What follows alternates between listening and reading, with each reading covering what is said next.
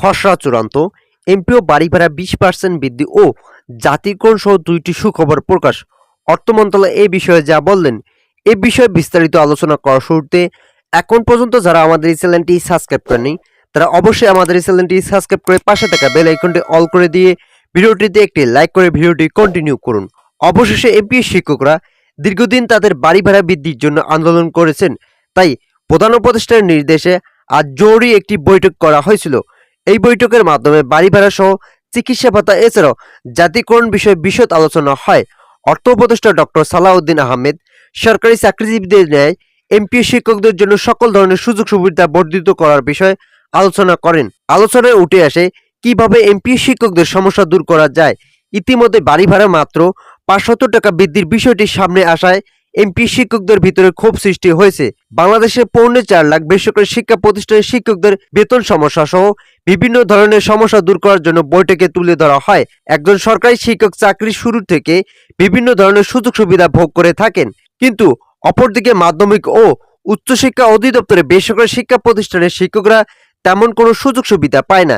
তাই 2025 থেকে প্রধান উপদেষ্টা ও শিক্ষা উপদেষ্টার নেতৃত্বে এমপি শিক্ষকদের সকল ধরনের সুযোগ সুবিধা বৃদ্ধি করা হচ্ছে। ভিডিওটির এই মুহূর্ত পর্যন্ত এসেও এখন পর্যন্ত যারা আমাদের এই চ্যানেলটি সাবস্ক্রাইব করেনি তারা অবশ্যই আমাদের এই চ্যানেলটি সাবস্ক্রাইব করে পাশে থাকা বেল আইকনটি অল করে দিন। ইতিমধ্যে সুখবর এসেছে শিক্ষা মন্ত্রণালয়ের পক্ষ থেকে। চিকিৎসা ভাতা, বাংলাদেশের সরকারি শিক্ষকদের জন্য চিকিৎসা ভাতা 1500 টাকা নির্ধারণ থাকলেও অপরদিকে এমপি শিক্ষকদের জন্য চিকিৎসা ভাতা মাত্র 500 টাকা দেওয়া হয়, যা অত্যন্ত কম হিসেবে বিবেচনা করা হয়। 1500 টাকা পর্যন্ত কার্যকর করার সিদ্ধান্ত গ্রহণ করা হয়েছে। অর্থ মন্ত্রণালয় থেকে নতুন একটি বৈঠকের আয়োজন করা হয়েছে।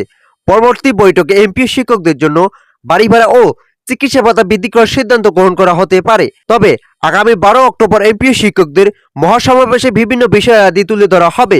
জাতীয়করণ, এমপি শিক্ষকদেরকে জাতীয়করণ করা হলে তারা সরকারি নিয়মে সকল ধরনের সুযোগ সুবিধা পাবেন।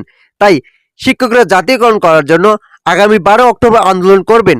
যদিও এর আগে জাতীয়করণের বিষয়টি উঠে এসেছিল, জাতীয়করণ ফোরামের সদস্যদের মতামতের উপর নির্ভর করে শুধুমাত্র বাড়ি ভাড়া ও চিকিৎসা ভাতা বৃদ্ধি করার প্রস্তাবনা অর্থ মন্ত্রণালয়ে পাঠানো হয়, কিন্তু আগামী 12 অক্টোবরে আন্দোলনের সরাসরি জাতীয়করণের বিষয় নিয়ে আন্দোলন করা হবে। ভিডিওটির এই মুহূর্ত পর্যন্ত এসেও এখন পর্যন্ত যারা আমাদের এই চ্যানেলটি সাবস্ক্রাইব করেনি তারা দয়া করে চ্যানেলটি সাবস্ক্রাইব করে পাশে থাকা বেল আইকনটি অল করে দিন।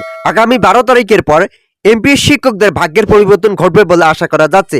এমপি শিক্ষকরা দীর্ঘদিন থেকে বিভিন্ন সমস্যায় জর্জরিত থাকলেও এখন থেকে তা বাস্তবায়নের চূড়ান্ত রূপরেখা তৈরি করা হচ্ছে। নতুন প্রজ্ঞাপন কবে জারি করা হবে এ বিষয়ে জানতে চাইলে একজন ঊর্ধ্বতন কর্মকর্তা বলেন, বাংলাদেশের এমপি শিক্ষকদের দীর্ঘদিনের সফলতার সিদ্ধান্ত আগামী অক্টোবরের শেষ সপ্তাহের দিকে একটি প্রজ্ঞাপন প্রকাশ হওয়ার সম্ভাবনা আছে। এই প্রজ্ঞাপনের মাধ্যমে এমপি শিক্ষকদের সকল ধরনের বিষয়বস্তু তুলে ধরা হবে। জাতীয়করণ ফোরামের সদস্যরা জানায়, আমরা আগামী 12 অক্টোবর আন্দোলনের সকল দাবি পূরণ করেই ছাড়বই। শিক্ষকদের মাঝে বৈষম্য দূর না করার ফলে বিভিন্ন সমস্যায় জর্জরিত হয়ে আছেন, তাই এমপি শিক্ষকদের সকল ধরনের সুযোগ সুবিধা কার্যকর করাই হবে বর্তমান সময়ে আলোচিত বিষয়। তো আজকের এই ভিডিওটি এ পর্যন্ত।